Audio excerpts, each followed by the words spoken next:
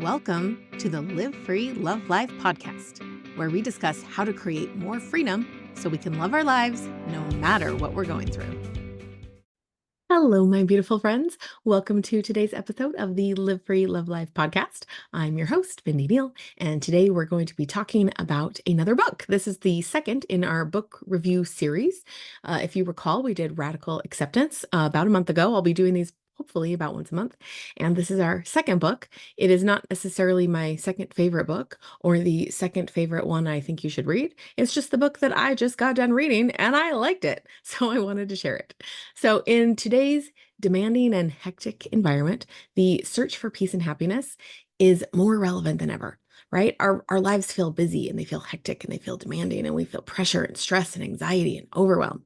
So many people, they have turned to mindfulness and meditation as potential solutions to this.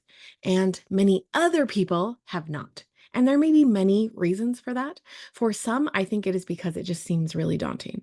For some, it's because they have a picture in their head of what the people look like who do those things and the kind of lifestyles they live, and they don't really want that. For some people, it just seems abstract. For some people, they just don't really understand it. And sometimes the view of meditation or mindfulness, it pushes people away. And that is why I loved so much 10% Happier by Dan Harris. Now, if you don't know who he is co-anchor of ABC's Nightline and weekend editions of Good Morning America. And he is very relatable. He's very practical. He demystifies all of it, and he does it in a very candid and often humorous way. And I really just loved the way he approached it because a lot of it is kind of the way that my brain always looked at it as well. It's skeptical. It's like, yeah, I don't really want to live that way. He talks about not wanting to live the granola lifestyle, which some of you may get. So he talks about his journey. And today we are going to explore the book. We'll just talk about it so that you can go read it if you want to. We'll talk about the key themes. I'll share some of my favorite quotes, and then I'll provide some additional insights from other experts, whether it's scientific experts, mental health experts, spiritual experts, so that you can make your own decision. If you are not currently meditating or practicing mindfulness, it'll just give you a good little snippet to see if that is something that you might want to start to include. I highly recommend both of them for everybody. And we will kind of talk about why as we talk about this book. The other thing that I really loved about this book is he is a really great storyteller. I listen to most of my books on Audible rather than sitting down and reading. Sometimes for some books, they must be read because I need to like read something over and over or highlight, or sometimes I listen to it on Audible and then I get the book. But the vast majority of my books, I just listen to on Audible. And what happens with a lot of books, especially these self-help personal development books, I find my mind wandering and I'm not really paying attention. I'm often doing something else, like maybe I'm driving or I'm doing the dishes or something like that. And I'll just be like, oh crap, I have not been listening. I have no idea what's happening in the book right now. And I'll have to rewind and go back. And that never happened in this book because he is such a great storyteller. The book is essentially his story. So he's just telling his story, but he is a really engaging storyteller. So I was totally hooked in the whole time. So one, he makes meditation and mindfulness accessible to just normal, average, everyday humans that don't want to like drop everything in their life and go live off the land and, all the things. He also makes it accessible because it's so easy to get through the book. Remember our last book from Tara Brach, I had a hard time getting through that book. That is one of those books where my mind would just start to wander and I have to rewind and listen to it again. I think her content is amazing. I had a hard time getting through it the way it's written. That will not happen with 10% Happier. The other funny thing, since I'm talking about Tara Brach, he actually mentions her in his book. He went to like a seminar or something live in person and he was like, oh my gosh, another one of these people. But then he did end up loving her. And his favorite thing about her was the RAIN method, which I also shared with you in our last book review. So that was actually really fun. If you didn't like that, or if some of the things that I've said about meditation or mindfulness have kind of put you off, then this book is going to be amazing. And that's what I am trying to do because I used to be one of those people too. It just wasn't very accessible to me. And so I'm trying to take some of these writers that are more out there, maybe like Eckhart Tolle or Michael Singer, their stuff is so good. It's just not as accessible as it could be to just regular everyday humans. So I may share some of those authors' books later, and I hope to make them more accessible to just everyone because meditation and mindfulness both are so incredibly effective at learning how to take control of our minds so that our minds are not controlling us, which enables us to be so much happier, live better lives, show up as who we want to be. So many things. Okay, so let's talk about the book. It starts out with a bang, literally. Dan Harris recounts his on-air panic attack in 2004, a moment that began the catalyst for his experimentation into mindfulness and meditation. This personal crisis led him to seek out methods to manage his stress and anxiety, ultimately leading him to the world of meditation. His initial skepticism and transformation into a meditation advocate make his story compelling and relatable. So let's talk about what I mean by the words mindfulness and meditation. Mindfulness is the practice of being present in the moment, aware of your thoughts, feelings, and surroundings without judgment. It's about living in the now rather than dwelling on the past or worrying about the future. For me, mindfulness has helped me to enjoy all of life without, I used to focus a lot on planning fun activities, fun things to do all the time.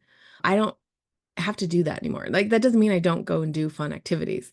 It just means I can have a super fun time walking around. Hubby and I had a date night. We have one every week, but last week we went to a restaurant that was near a mall. And my husband is like, "Do people still go to the mall?" And I was like, "I don't know. Let's go in and find out." And we just walked around the mall. We didn't really shop. I mean, we did walk in a couple stores and look at stuff. We didn't buy anything. We looked at people. We looked at what was available. We just had a really great time walking around the mall together. That's like not a super fun activity. There's no excitement there. That is one of the things that mindfulness has really helped me with. It helps me just enjoy doing nothing because there's so many things to see and experience and appreciate in just little teeny moments. There doesn't have to be some great big exciting activity, which is super fun. Okay, now meditation is a technique for training the mind. It often involves focused attention and controlled breathing to achieve a mentally clear and emotionally calm state. So, just as we understand the importance of training our physical bodies, it is equally important to train our minds. The more reps we get in, the stronger our minds become, making it increasingly possible to show up as the person we want to be. And in the book, Harris breaks down the practice into simple, digestible steps, making it accessible even for beginners. And he admits that he initially found meditation frustrating and boring, but his persistence paid off. His pragmatic approach, seeing mindfulness as a tool rather than a cure-all, resonates with many who share his initial skepticism. So if you have tried meditation in the past and you found it frustrating or boring or both, or something in that realm, this would be a good book for you because he did too. He's like, "Are you kidding me? This is so dumb." And he just kept with it and kept with it. And now he advocates for it. He loves it. He wrote a book on it. And here's one other thing I want to add. Mindfulness and meditation are both about, at least in part, paying attention to yourself. Our focus as humans, if we haven't done this work, it is often on the external world. Even if we have done this work, my brain still naturally goes to the external world. It's focused on all of the things outside of me. And many of us mostly ignore what's going on internally. The problem with that is that what's going on internally is the root of all of our problems. So if we aren't paying attention to it and we're focused on the external, we think that's where all the problems are. And we are continually frustrated because we can't really solve the problems because we didn't look where the root of the problem was, which was internally. It's beneficial to temporarily let go of the external world and give 100% of your focus to your internal world. It's about having laser focus on what's going on inside of you. So let's talk about what science tells us about the effects of meditation and mindfulness. For a long time, these were thought of as spiritual practices, right? But they're becoming more and more popular. So science is telling us stuff and mental health experts are telling us stuff. It's not just a spiritual practice anymore. Scientific research has shown that meditation profoundly profoundly impacts the brain and overall mental health. Studies indicate that regular meditation can change the brain's structure and function, enhancing areas related to attention, emotional regulation, and self-awareness. According to the American Psychological Association, meditation helps reduce symptoms of anxiety and depression, improves focus and concentration, and increases overall emotional well-being. This evidence supports the idea that meditation is not just a spiritual practice, but a scientifically backed method for improving mental health. Similarly, scientific studies have demonstrated that mindfulness has significant positive effects on both mental and physical health. Research indicates that mindfulness practices can reduce stress, anxiety, and symptoms of depression.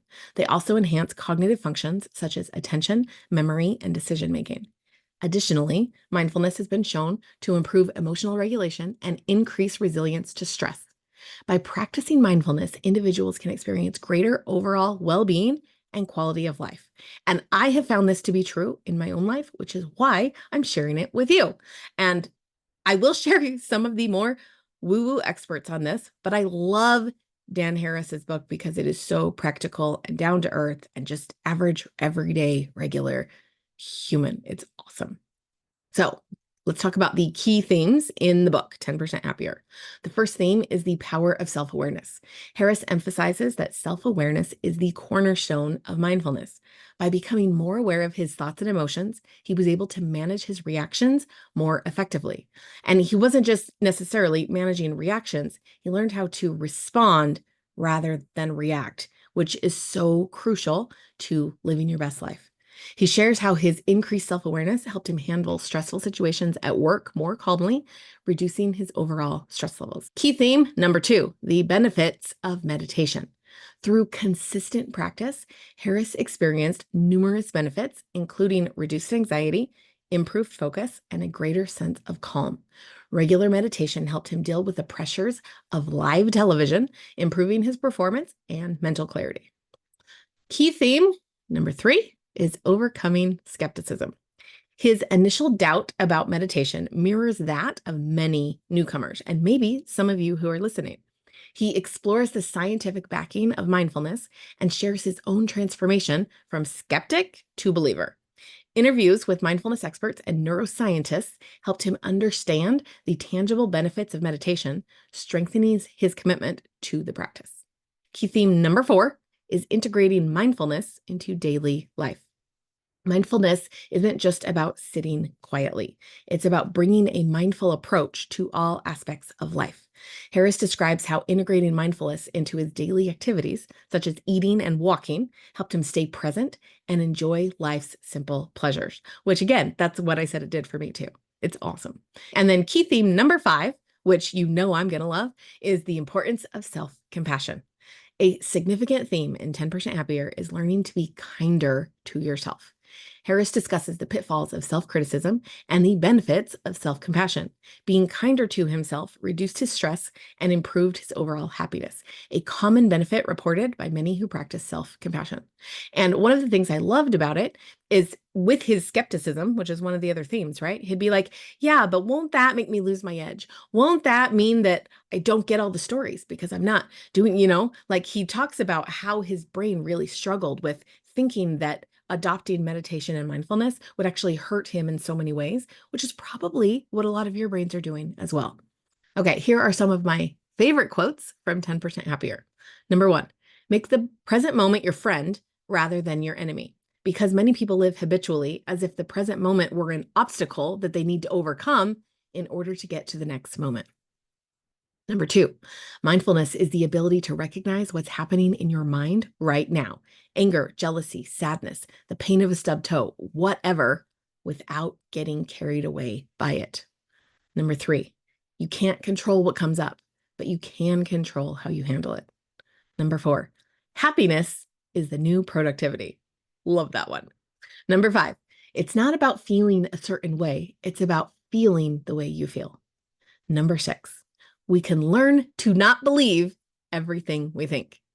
Number 7, meditation is not about stopping thoughts, but recognizing that we are more than our thoughts and our feelings. Number 8, striving is fine as long as it's tempered by the realization that at a certain point, Striving no longer makes you happier. Number 9, you have to become your biggest supporter. And number 10, mindfulness represents an alternative to living reactively. They're so good, right? You can see why I liked this book. Okay.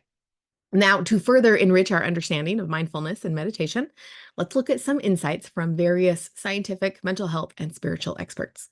So the first one is from John Kabat-Zinn. He is the founder of mindfulness-based stress reduction, or MBSR. Here is his quote. Mindfulness is about being fully awake in our lives. It is about perceiving the exquisite vividness of each moment. We also gain immediate access to our own powerful inner resources for insight, transformation, and healing. Awesome. Okay, here's the second one. This is Dr. Richard Davidson. He is a neuroscientist and founder of the Center for Healthy Minds. He said, the brain is constantly being shaped, wittingly or unwittingly, by the forces around us. We can take more responsibility for our own brain by practicing meditation and mindfulness. And you know I'm all about taking responsibility, so awesome. Okay. Next quote. This is Mark Williams, PhD. He is the co-author of Mindfulness, an 8-week plan for finding peace in a frantic world. He said, mindfulness means knowing directly what is going on inside and outside ourselves, moment by moment. It is a way of befriending ourselves and our experience. So good. Okay, the next one is, and I never know how to say these names, Thich Nhat Hanh. He is a Buddhist monk and peace activist. If you saw his name, you'd recognize it because I'm probably slaughtering it. He said, feelings come and go like clouds in a windy sky. Conscious breathing is my anchor. And then last, we have to give a quote from the Buddha. Do not dwell in the past. Do not dream of the future. Concentrate the mind on the present moment. Amazing. So how do we actually transform skepticism into practice for those of us who have been holding ourselves back from trying these amazing solutions? Many people approach meditation with doubts about its effectiveness. Harris addresses these concerns head on, sharing both his initial skepticism and the evidence that changed his mind. The neuroscience behind meditation explains how it physically changes the brain to improve focus, emotional regulation, and overall well-being. Harris provides practical examples of how mindfulness can be applied in various aspects of life, from handling work stress to improving relationships. So here are some practical steps to get started. Step number 1, start small. Begin with just a few minutes of meditation each day. Gradually increase the time as you become more comfortable with the practice. If you meditate for just 1 minute today, better than not meditating at all. And you will be surprised at how much 1 minute can do. It could also be 1 minute at multiple times in the day. If all we can do is 1 minute, great. If you did that 5 times, you've gotten up to 5 minutes of meditation, which, as we've been talking about, is going to change your brain. Okay, step 2, use resources. Take advantage of apps, books, and online courses to guide your meditation practice. There are so many resources we have in today's world right at our fingertips all the time.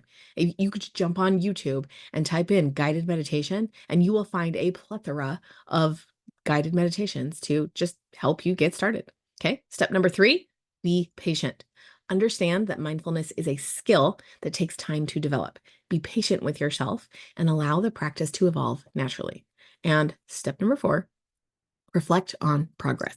Keep a journal to track your thoughts and feelings before and after meditation sessions so you can see how your brain is now. And then you check back in a month and you see the differences so that you can really see how it's changing your brain and the impact it's making in your life. This will help you see the benefits more clearly over time. When we don't control our minds control us. This lack of control often leads to unnecessary negative emotions like stress, anxiety, overwhelm, fear, anger, resentment, and worry. These emotions can trap us in a life that isn't very enjoyable and prevents us from creating and enjoying the life that we truly desire. Meditation and mindfulness are powerful tools to help us break free from this mental captivity. By practicing these techniques, we can learn to control our minds rather than being controlled by them. The shift allows us to reduce negative emotions and foster a more fulfilling, intentional life. Embracing mindfulness and meditation enables us to navigate our thoughts and feelings more easily, paving the way to the life that we truly want. So adopting meditation and mindfulness will help you apply everything else that I teach on this podcast, because you're doing the reps to strengthen your mind, making those things much easier to apply and implement. So here are some questions to consider. How do you typically handle stress and anxiety? And how might mindfulness or meditation help with that to make it even better? How could you start small with meditation and gradually build your practice? How can you apply mindfulness to your daily activities, such as eating or walking? Where in your life could you practice more self-compassion? How can understanding the science behind meditation and mindfulness help you commit to the practice? 10% Happier by Dan Harris is a powerful testament to the transformative potential of mindfulness and meditation. His journey from skepticism to advocacy provides a relatable and practical guide for anyone looking to improve their mental well-being. Incorporating mindfulness into your daily life can reduce stress, enhance your focus, and cultivate a greater sense of happiness. Remember, the journey to mindfulness is personal and unique to each individual. So embrace the path, be patient with yourself, and discover the profound benefits of living in the present moment. And if you would like to be more than 10% happier, consider adding coaching to the mix, because I am not just 10% happier than I used to be. My numbers are much higher than 10%. Coaching, along with meditation and mindfulness, will take you to heights you never imagined possible. And as we've been talking about, there is no time like the present. So contact me today so we can get started. Live free, love life. Thank you for watching this episode of Live Free, Love Life. Please subscribe to my channel and don't forget to like, comment, and share. See you next time.